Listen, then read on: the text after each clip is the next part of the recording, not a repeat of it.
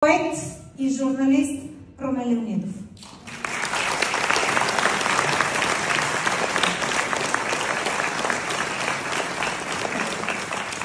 Толкова хареса наистина. Това не беше спектакъл, това беше първия урок, за който мечтаят много голяма част от българските родители по богопознание.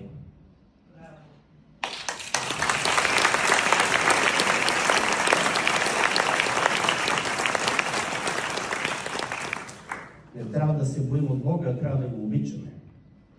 И това трябва да се внушава и от Българската православна църква и всички, които вярваме в нея. Но докато има такива Божии чеда, като Нели Трошева,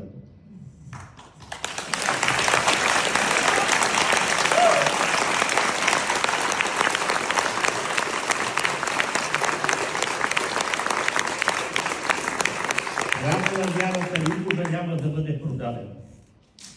Може да бъде разрушен, но небето ще бъде въздигнато отново.